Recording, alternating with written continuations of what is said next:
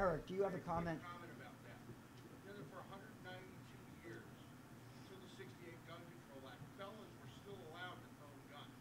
I mean, we've gotten worse crimes as time has come along, but for the first 192 years, felons were allowed to own guns. And it happened in 1968. So from 1776 to 1968, from what I understand, sheriffs used to actually, when these guys got out of jail, would hand you back your firearm. And no one turned around and shot the sheriff or shot the local law enforcement. It's something that happens. This is why we're here, because as things happen, as these laws get passed, you lose your rights. Those guys have lost their rights by doing something simply stupid. I have a friend personally. Sure. I mean, he did something when he was 17, was prosecuted when he was 18, so now he has a felony record. He owns a huge multi-million-dollar business, is a very legitimate citizen, went to college, graduated. He cannot own a gun. He lives in New York State of all places too, so it's even worse. But that for 192 years it stood. Now they took it away, and this is why we're here, because we don't want to take anything else away. I'd like to see him give that back with some kind of discretion. Another question. Bill, did you have a comment or a question that you wanted to? Sheriff Donlin. You stated that you wouldn't enforce a particular order of the court. What makes you think that the Constitution is any less important when it comes to the Supreme Court or anybody else? I don't think the Constitution is any less important. That what I said, I got an order from the courts that violated the Second Amendment to the Constitution. I would not enforce it. Which I asked you a follow-up, which law that says in our Constitution has the right to bear arms shall not be questioned, what gun law doesn't violate that? Unfortunately, I'm not a lawyer. I didn't write the bill, so you want me to comment on something, I really can't comment on it now. There might be. I don't know. Yeah. Yes, ma'am. I have a question for Sheriff Duke Donnelly. If you have no powers of, let's say, the police department, why do we come to you for a concealed carry permit to your office? And also, the second part of the question is, if you have none of those rights, do you also have rights of other sheriffs where you can declare martial law in time of riotous, All right, there were two parts to the question. One was, if the sheriff doesn't have this authority, why do we have to go to the sheriff's office to get a concealed carry permit? And then the second question was,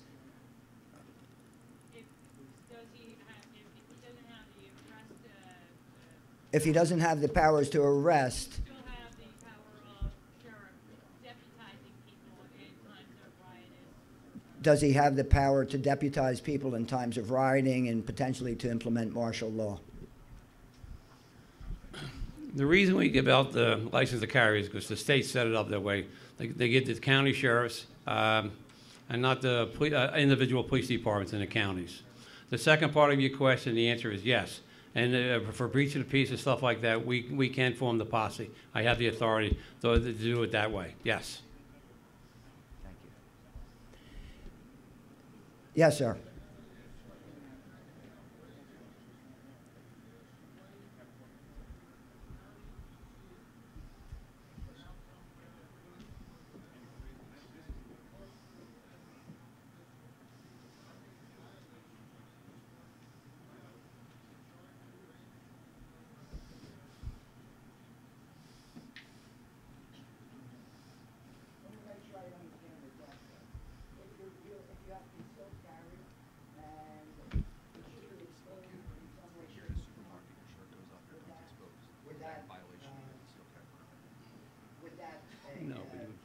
Exposure to be arrested for brandishing weapons, is it a violation? Okay, is it a violation of your concealed carry permit if you should be in the city of Philadelphia, for instance? Especially the city of Philadelphia. Sheriff, do you want to answer that? If you have you're talking about if you have a legitimate gun permit, a license to carry, should I say. No, it wouldn't be a violation. Obviously, if somebody's seen it, they might call the police on you. That might happen. Because in Pennsylvania is an open carry state. But if you walk down the street showing your gun off, I think you'd be stopped quite a bit. You know, so, but no, that would be not a violation against your license to carry. Has the sheriff's office been contacted by any of the media in the area regarding publishing licensed? I'll repeat the question. The question is, has the sheriff's office been contacted by the media with regards to publishing people who have concealed carry licenses, similar to what was done up by one of the news agencies in New York State? No, we weren't, and we wouldn't give it out if they did call, because it's not a right to know that you have a license to carry.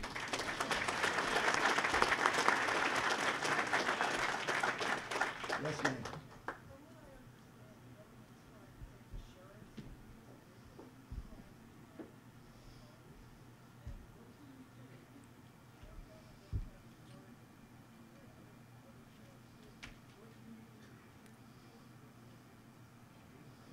The question is, if the Commonwealth of Pennsylvania's laws are such that are different than the other states, what can you do to restore the authority, the authority to the sheriff and the county?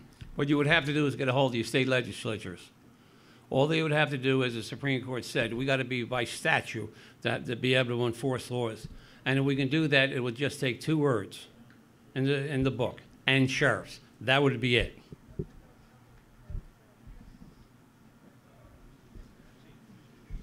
Chief Kessler is the chief of police, so he's a little bit different. When I was the chief of police in Lower South, it was different than it is now with that. Yeah, if you get the state legislature to, get it, like I say, it's only 2 words. All it has to do, and sheriffs. Let me say something here real quick. During this conversation here, this is all about people control. It's not about gun control, all right? They've been chipping away at our rights, our Second Amendment rights, for decades and decades and decades, all right? I remember when I was a young man, my father was able to get a handgun concealed carry permit through the local chief of police. He didn't have to go to sheriff's department. The legislators changed that. Not the chief of police. We didn't change that. The legislators changed that. They've been chipping away and chipping away and chipping away for our right to keep and bear arms and our freedoms, period. Why they did it, I believe it's people control. They want to be able to taxation through legislation. You know, you have to pay $35 or whatever it is now to go get a handgun permit, which is ridiculous.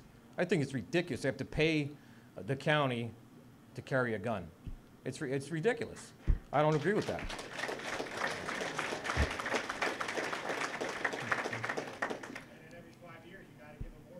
Exactly. I don't agree with that at all. I think you should be able to go to your chief of police. They used to give it to you for nothing. You walk up, you fill out a piece of paper, here you go, knock yourself out, you know. Have a nice day. Apparently now you can't do that for whatever reasons. And to address this man's question with the nonviolent felon, I agree with you 100%. The career criminals, I don't believe they should own firearms. That's my personal opinion. People make mistakes. They pay their debt to society, and they should be forgiven. And that's that. If they're a violent repeat offenders, or if they committed a violent act, then no, I don't believe they should own a felon or be able to own a firearm. There wasn't a law too long ago, I guess, that was overturned, where if you were a convicted felon, you lost your right to vote. Well, they did away with that. There was another one I can't think of the top of my head here now. Something else I wanted to touch base on. As soon as I figure it out again, I'll, yeah. Just a comment. Chief Kessler, you missed, unfortunately, the first part. We showed a video, and the whole purpose of the video was it's not about gun control, it's about people control. So we're on the same page. And as far as the creeping legislation, what happened when we saw what was taking place, we basically said we must draw a peaceful line in the sand. This is our line in the sand. No more regulations of any type, any type. Like you say, it's a death by 1,000 cuts. A little bit here, and over a period of 10, 20, 30 years, the whole thing just has you trapped. You're absolutely right. And now I remember what I wanted to talk about. If you need to go and write letters and beg your elected officials to vote one way or another, they shouldn't be in office. They should resign, period. They should.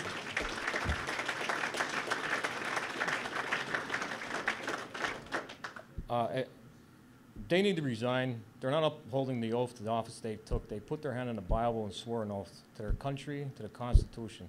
I'm an American first before I'm a police officer. And that's just the way it is. They can have my badge. They can take it. I've been threatened. I have other police officers called me and said, well, if you don't enforce these laws, they can keep you from, they'll take your Municipal Police Officers Education Training Commission card. We have an ID card throughout Pennsylvania for police officers. And the first thing they teach you in the academy, in the police academy, is officer's discretion. Okay?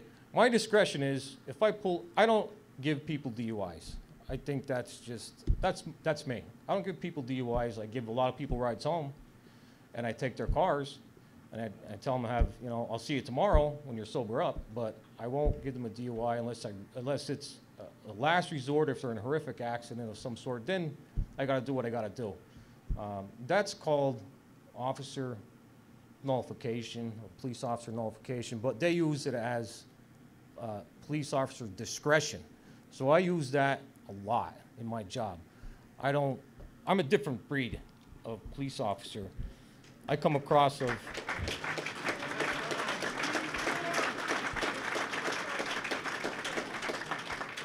there's a lot of good cops out there, and there's a lot of bad cops. And the 15 years that I've been in this business as a police officer, I can count on one hand how many cops that I'd trust with my life. And I don't have enough fingers and toes to count on how many police officers would stick you in the back than quicker to look at you. And it's a sad day to say that as a police officer myself. I don't agree with a lot of tactics that some of these officers do. If they wouldn't work for me, I mean, we just hired an officer. She lasted she didn't even make her probation period. It was 90 days, and out the door she went because she was doing stuff that I don't agree with, pulling people over, harassing people, towing cars illegally, just because they were parked on the street for more than 3 days. This is all about freedoms, and I'm a stickler when it comes to that. I'm a big stickler. If I pull somebody over for speeding, have a nice day, do me a favor, why don't you slow down next time? Try not to, let's try not to get into an accident. Or the main highway where I work, we have we have residents on both sides, and unfortunately we had a couple of people get killed. So we're stepping up the traffic, enforcing the traffic laws, the speeding laws. There's several times I pulled over people that were intoxicated. Like I said, I gave them a ride home, I impounded their cars, they got it the next day. They didn't have to go through the court system, they didn't have to pay the $4,000 or $5,000, $6,000 for lawyer fees, and another $6,000 or $7,000 for, ARD programs, and you name it. And they couldn't thank me enough. And we need more police officers and law enforcement officers out there like that to protect the people, not to throw them under the bus every chance they get. I don't agree with that.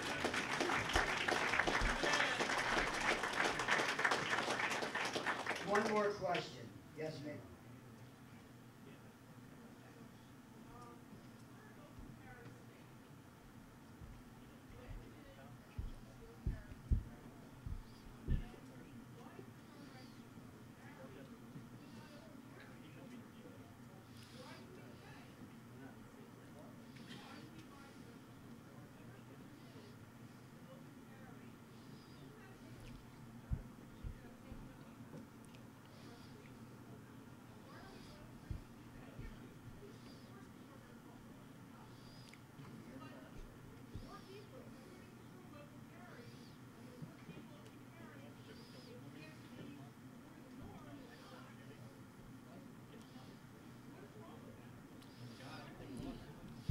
Well, like I said, the real problem with open carry, even though we are an open carry state, is if people see you carrying a weapon down the street, they're going to call the police. You're going to get stopped, and unfortunately, maybe you're not as understanding. Like, it's an open carry state.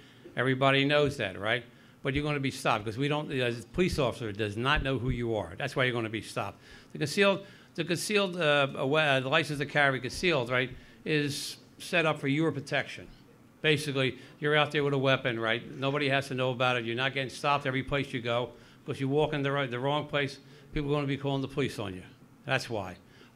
You want to change that? The state legislature. I have no control of it. I just have to enforce it. But if you want to change it, again, get a hold of your state legislature. But that's why, with the open carry, why people don't carry more on the outside, because they are stopped everywhere. You take 15 feet, they be calling the police on you. And what can I say? Not everybody's mirthful, and they get stopped by the police. Like, what do you stop? I'm not doing anything wrong, and you're not. But the perception is, for somebody that sees it, that calls the police, you are doing something wrong. They don't know. That's what the problem is of it.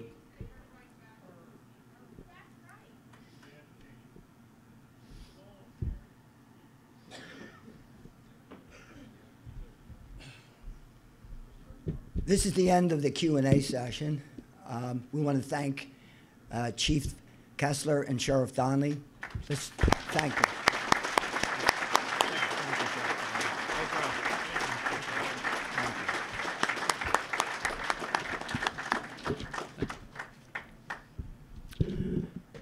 I said we had a full agenda tonight, and this is basically the first half of the agenda, which is hearing from oath keepers what their position is when they've taken an oath to uphold and defend the Constitution of the United States.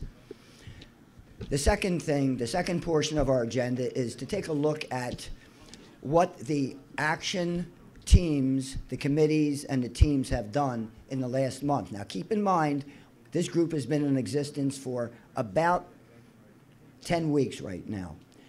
And we did not really get organized until a month ago, and it was exactly a month ago. It was the 19th of February when we had our last meeting.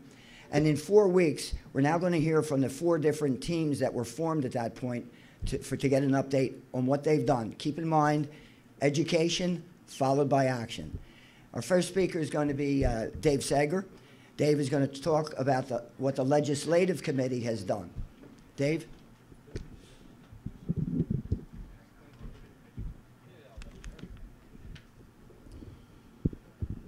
Thank you, Steve. Well, as Steve said, about a month ago, we got together, and the legislative team met over in this corner, and there were about 25 people that came forward. And 3 of them volunteered to be co-chairs of that committee, and join William Marsh and I. Can't hear it? All right. Can you hear me now? Got it. Okay, so 3 people volunteered with a little arm twisting to co-chair the committee, and I'd like them to stand up now. First, William Marsh. Where are you, William? Stand up, please. Okay. And then we had Matt Duda, Skip Salveson, and Lou Zoppel. And this created the core team. Now, we've met twice. We've met twice since we were together last February.